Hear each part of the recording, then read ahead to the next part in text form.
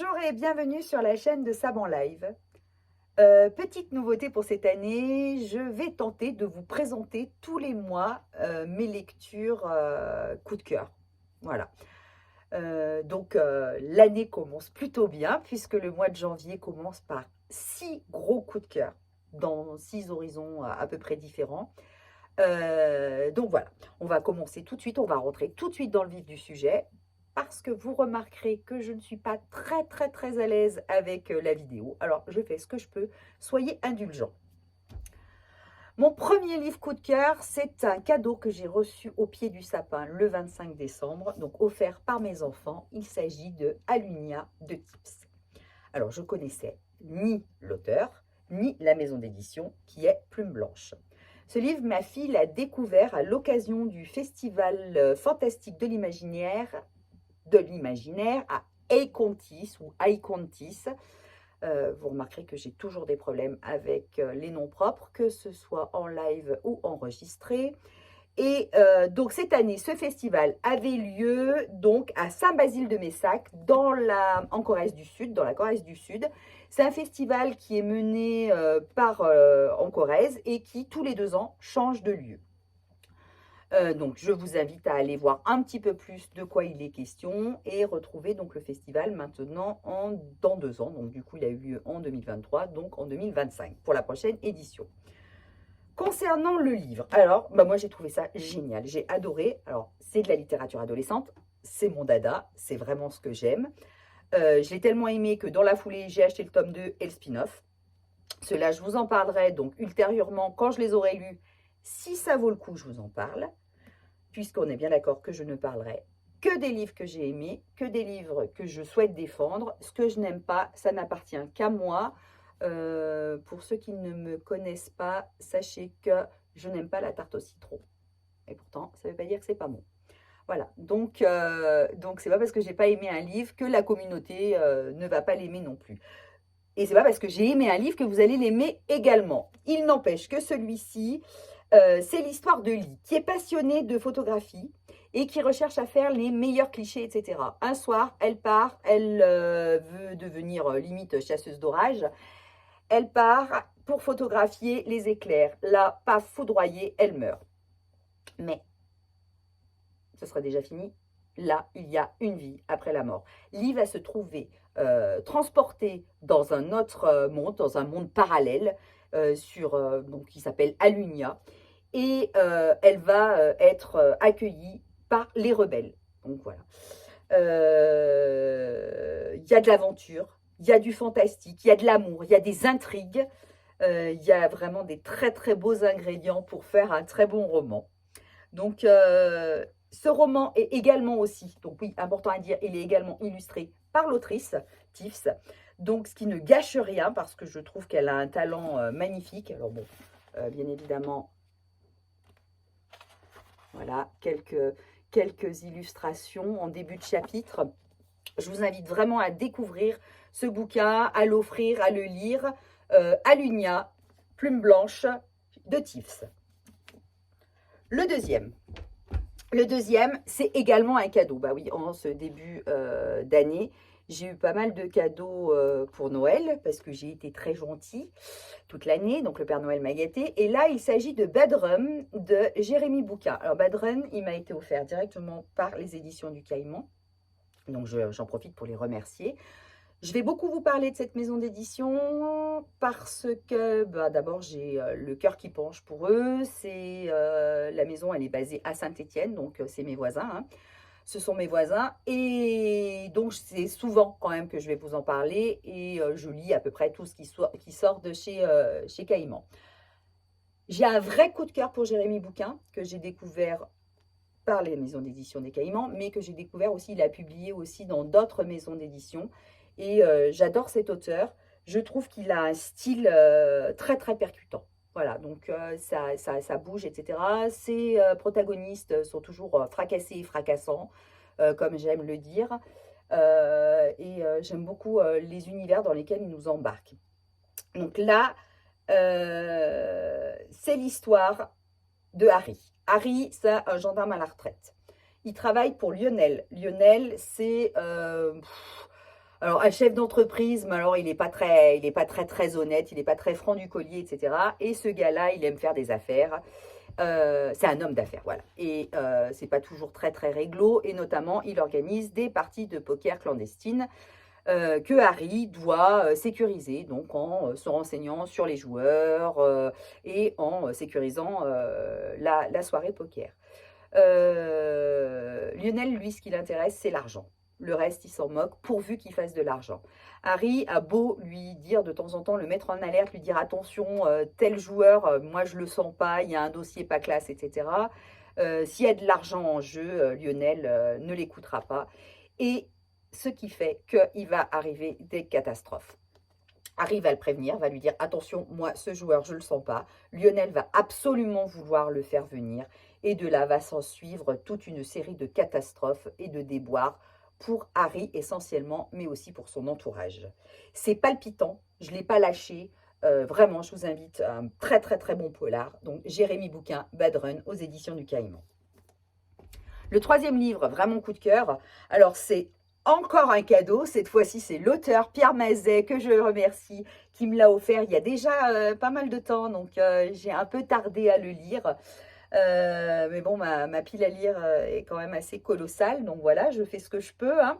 Et ça s'appelle Oublie le sourire dans le corps. Alors, Oublie le sourire dans le corps, alors voilà, c'est à l'image de Pierre Mazet. Pierre Mazet, il raconte l'histoire par des anecdotes, par des aventures, etc. D'ailleurs, il a un très bon blog qui s'appelle De l'histoire au polar ou du polar à l'histoire. Du polar et de l'histoire, voilà, du polar et de l'histoire que je vous invite à aller visiter, où il raconte, bah voilà, là par exemple, il y a une série sur l'histoire des États-Unis et par les anecdotes. Alors là, oublie le sourire dans le corps, ça part d'un fait réel. Donc moi j'ai découvert déjà, ça part de André Malraux, qui a, avec sa femme, ont pillé un temple khmer. Donc ça part vraiment de ce fait réel. Vous pouvez aller voir les archives de l'INA, vous pouvez aller voir les informations sur ce sujet. André Malraux, ministre de la Culture sous le général de Gaulle, a pillé au début des années 20 les temples khmer. Donc on parle de là, et en partant de là, Pierre Mazet invente toute une histoire d'enquête, etc. Donc il fait intervenir Michel de la Tournière, qui est un jeune métis franco-khmer, et qui va aller travailler donc au Cambodge, avoir un métier de fonctionnaire colonial, et qui, du coup, va se voir mener l'enquête du pillage des temples khmer. C'était passionnant, j'ai appris plein de choses. Moi, je ne connaissais pas le Cambodge, je ne connaissais pas l'histoire d'André Malraux, et je me suis régalée. Donc, Oublie le sourire d'encore de Pierre Mazet chez l'Harmattan, à lire absolument. Le quatrième livre, alors je ne l'ai pas dans la main, je ne peux pas vous le montrer parce qu'il était tellement bien que je l'ai prêté à mon papa qui adore la littérature ado. Ça s'appelle Inheritance Game, c'est de Jennifer Lynn Barnes chez Pocket. Alors, c'est le premier d'une série. Jusqu'à présent, il y en a 4. Les amateurs de la série espèrent un 5e. Comme moi, je suis arrivée qu'au bout du 1, je ne peux pas vous dire où on en est. J'ai adoré. Alors, c'est l'histoire d'une jeune fille qui s'appelle Avery. Elle n'a pas un rond. Elle vit avec sa demi-sœur, voire comme sa demi-sœur, elle est avec un mec un peu bancal. Elle arrive même à vivre dans sa voiture. Elle est très douée à l'école. C'est un petit génie, etc. Et puis, un jour, on la contacte et on lui apprend qu'elle va recevoir un héritage colossal. Il y a un milliardaire qu'elle ne connaît pas, qu'elle n'a jamais vu, elle ne savait même pas qu'il existait, qui lui lègue sa fortune. Donc, mais par contre, pour qu'elle puisse hériter officiellement, il faut qu'elle aille vivre dans la maison de cet homme-là pendant 1 an minimum. Et dans cette maison familiale, eh bien, évidemment, il y a toute la famille qui, elle, s'est vue déshéritée au profit de cet inconnu.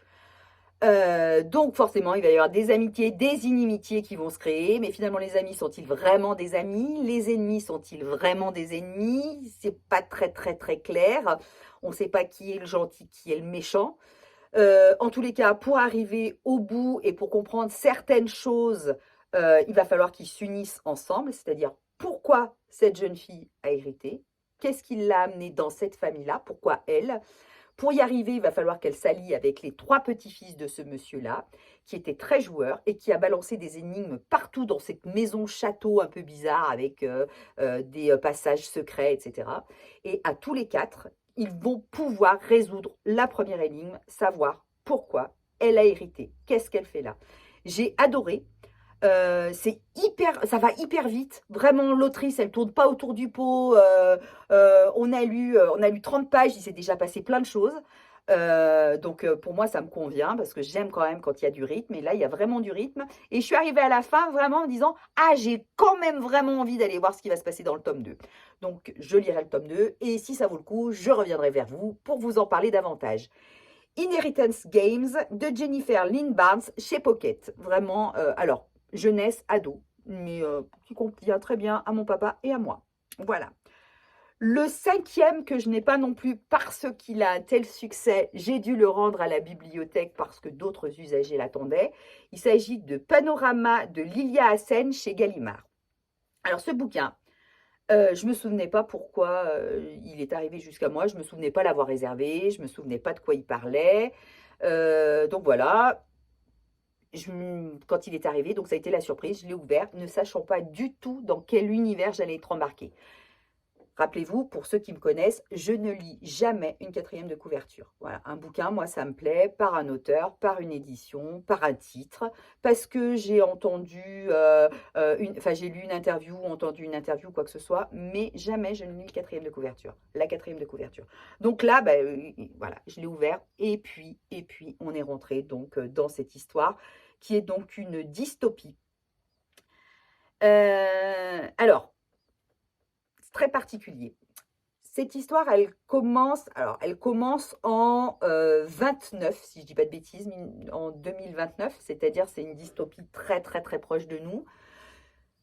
Il se passe quelque chose, il y a une révolution, en fait, un YouTuber dénonce son oncle qui a eu un comportement pédophile à son égard, en fait, il l'a violé, hein, et il le dénonce. La justice dit, il y a prescription, on ne peut rien faire. Et le youtubeur demande à sa communauté, qu'est-ce que vous pensez? Est-ce que vous pensez que je dois me faire justice moi-même? La communauté répond à plus de 80% oui. Donc le youtubeur part avec sa GoPro, va chez son oncle et tue son oncle en direct. De là, forcément, s'ensuit une arrestation, etc. Mais en même temps, le peuple pense que la justice a failli. Et il va y avoir une semaine de Revenge Week où pendant une semaine, tout le monde va aller se venger de quelqu'un qui l'a agressé, qui l'a maltraité, d'un voisin qui a maltraité son chien, de quelqu'un d'un patron qui a été, qui t'a harcelé, etc. Et pendant une semaine, ça va être l'explosion. Tout le monde va aller rendre ses comptes et se faire justice soi-même. Au bout de cette semaine, il va falloir quand même arrêter les frais. Le gouvernement donc, va exploser, donc il va y avoir un changement de gouvernement. Et la décision va être prise que tous ceux qui ont participé à la Revenge Week vont être graciés. On ne va pas les condamner, alors on va le noter sur leur dossier, mais on ne va pas les condamner parce que finalement, la justice n'a pas rempli son rôle. Donc, ils n'ont pas à être punis de quelque chose aussi où la justice n'a pas joué le jeu. Voilà, donc ça s'arrête là, etc. Mais du coup, nouveau gouvernement, nouvelle façon de penser, et on va avoir un urbaniste qui va arriver, qui va repenser la société en disant, ben voilà, tous ces faits peuvent avoir lieu parce que parce qu'en fait, on a des lieux qui le permettent, c'est tout occulté, c'est sombre, etc. Rendons le monde transparent et vous verrez qu'on va limiter la criminalité. Donc, il va penser à un nouveau monde, une nouvelle société où tout est transparent, les institutions, les bâtiments nationaux, les maisons, les ascenseurs, les moyens de transport, etc. Et tout est en vert, tout est transparent et on voit tout ce qui se passe chez tout le monde. Et tout le monde peut être vigilant pour l'autre, tout le monde peut alerter l'autre en lui disant attention, tout le monde peut signaler l'autre, ah tu as maltraité ton animal, je te signale, etc. Mais ce n'est pas obligatoire. Alors il y a des petits quartiers qui restent encore comme aujourd'hui en fait dans l'obscurité, mais par contre évidemment si tu vis dans ce quartier c'est que tu as quelque chose à cacher, donc à ce moment-là on te montre du doigt. Voilà. Donc ça, c'est l'histoire de départ. On arrive 30 ans plus tard, en 2050, enfin 20 ans plus tard, en 2050, et en 2050, une famille disparaît dans le monde de transparence. Donc finalement, ce monde-là, c'est pas si génial que ça. Il y a encore, alors normalement la criminalité est presque tombée à zéro, hein, donc elle a fait ses preuves. Et pourtant, il y a quand même une famille qui arrive à disparaître. Donc, Lilia Hassen, là, elle mène son enquête au travers de cette société et elle explique en fait les dérives de, de ce bien fondé, parce qu'elle a au départ, l'initial, c'est que c'est bien, c'est pour empêcher qu'il se passe, c'était pour empêcher la violence qu'on met tout en transparent. Et pourtant, ça va pas être si super que ça. Vraiment, moi, j'ai adoré. Après, j'en ai parlé autour de moi et j'ai eu un retour de quelqu'un qui m'a dit: «Ah ouais, eh bien, moi, j'ai trouvé qu'elle n'avait pas été assez loin. J'ai trouvé qu'elle n'avait pas assez développé et il lui a manqué quelque chose». Alors vraiment, c'est à vous de voir. Moi, j'ai trouvé que c'était largement suffisant, mais c'est à vous de voir. Panorama, Lilia Hassen, chez Gallimard, vraiment un pur moment, un pur vrai bon moment. Et puis ça questionne, c'est très, très questionnant. Et enfin, le dernier du mois, donc qui s'appelle le dernier coup de cœur du mois, qui s'appelle Nous traverserons des orages de Anne-Laure Bondou chez Gallimard Jeunesse. Alors Anne-Laure Bondou, j'en avais pas lu depuis longtemps. C'est une autrice. Ah, celui-là, je l'ai. Anne-Laure Bondou, il est là. Voilà. Je l'ai découvert quand je travaillais en secteur jeunesse à la bibliothèque de Tarentaise à Saint-Étienne. Je l'avais découvert avec La Tribu de Vasco, avec Linus Hope, enfin bon, Les larmes de l'assassin. Vous irez voir un petit peu tout ce qu'elle a fait. Et c'est une autrice que j'aimais vraiment beaucoup, beaucoup, beaucoup, mais j'en avais pas lu depuis longtemps. Et puis là, elle était invitée donc au Salon du livre jeunesse de Montreuil et elle a décroché la Pépite d'or. C'est le prix décerné à l'issue de ce salon du livre. Alors moi, je ne suis pas hyper fan des prix, hein, je ne vais pas lire un livre parce qu'il est primé, mais celui-ci m'a quand même interpellée. Et tant mieux, parce que quel beau moment. C'est une saga familiale, ça se passe de 1914 à aujourd'hui, et toute cette famille, il y a 4 générations, je crois, de la famille Balaguer qui va traverser toute cette période-là, et qui vont vivre donc dans une ferme. Et c'est l'histoire de cette famille, c'est au travers de la grande histoire. Donc on va vivre tous les événements historiques de la France, tous les grands moments, à travers cette famille et à travers tous ses secrets et à travers toutes ces difficultés et en même temps tout son amour, etc. J'ai adoré. J'ai eu plusieurs moments, plusieurs émotions différentes entre les moments où l'histoire eh bien, était l'histoire que j'avais appris et les moments où c'était l'histoire que j'ai vécue. Alors, c'est-à-dire, par exemple, les moments que j'ai appris, c'est la guerre de 14 et la guerre de 39-45. Et les moments que j'ai vécus, eh bien, c'est la chute du mur de Berlin. Et puis, c'est aussi l'homosexualité. Donc, comment on percevait, comment on libère l'homosexualité, comment on libère, enfin, on essaye, en tous les cas, toutes les actions sociales envers la communauté homosexuelle, toutes les actions sociales envers la communauté, envers les femmes. Donc voilà, en fait, c'est tous ces moments-là où moi j'ai participé et puis aussi tous les moments où je les ai juste entendus, j'en ai juste entendu parler, je les ai juste appris.